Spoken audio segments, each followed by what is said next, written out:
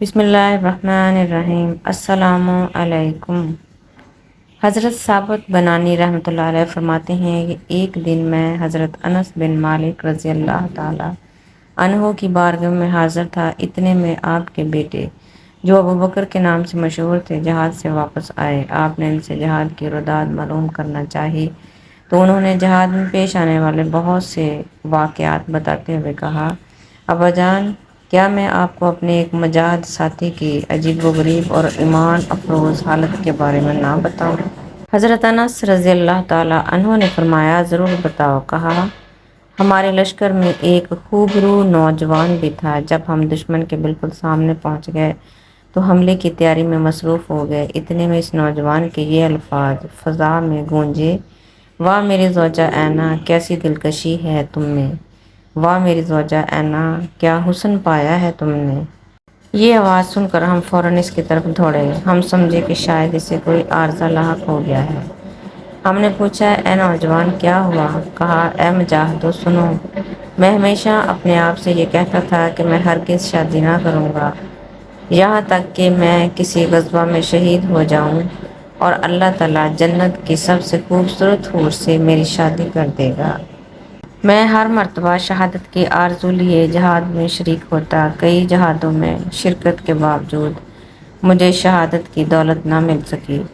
اب اس لشکر کے ساتھ جہاد میں آ گیا۔ راستے میں میرے نفس نے مجھے اس ارادے پر ابھارا کہ اگر اس مرتبہ بھی شہادت نہ ملے تو واپسی پر میں شادی کر لوں گا۔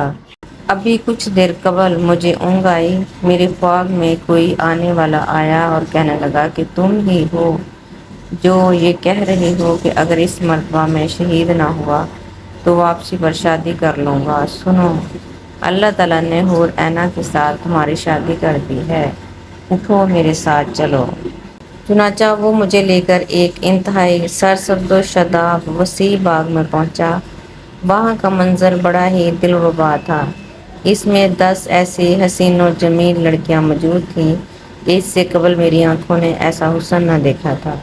میں نے کہا، شاید ان میں سے کوئی ایک حور اینا ہوگی۔ یہ سن کر ان دوشیزاؤں نے کہا، ہم تو اس کی کنیزیں ہیں، حور اینا تمہارے سامنے کی جانب ہے۔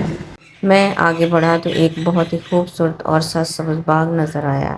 یہ پہلے باغ سے زیادہ حسین اور وسیع تھا۔ اس میں 20 حسین و جمیل دوشیزائیں تھیں۔ ان کے حسن و جمال کے سامنے پہلی 10 لڑکیوں کا حسن بھی پھیکا پڑ گیا تھا۔ میں نے کہا، ان میں سے کوئی ایسی حور اینا ہوگی؟ جواب ملا، آگے چلے جاؤ، حور اینا تمہارے سامنے ہے، ہم تو اس کی کنیزیں ہیں۔ میں آگے بڑھا تو اپنے آپ کو یاقوت کے بنے ہوئے ایک خوبصورت کمرے میں پایا جس میں ایک تخت پر سابقہ تمام لڑکیوں سے زیادہ حسین و جمیل نوجوان دوشیزہ موجود تھی۔ اس کا حسن آنکھوں کو خیرہ کر رہا تھا۔ وہ بڑی شان و شوکت سے تخت پر بیٹھی میری جانب دیکھ رہی تھی۔ میں نے بےتاب ہو کر پوچھا، کیا تم ہی حور اینا ہو؟ اس نے اپنی خوبصورت آواز میں کہا، خوش آمدید، میں ہی حور اینا ہوں۔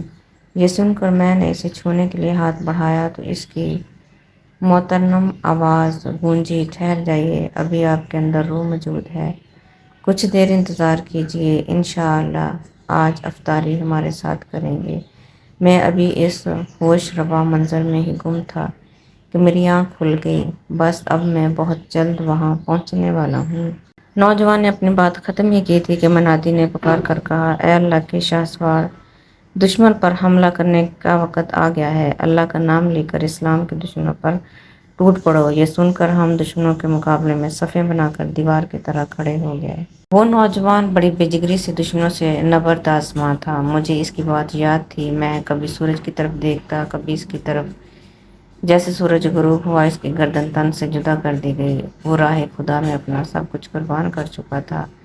میں نہیں جانتا کہ سورج پہلے غروب ہوا یا وہ نوجوان پہلے شہید ہوا۔ یقیناً اس نے افطاری حور اینا کے ساتھ کی ہوگی۔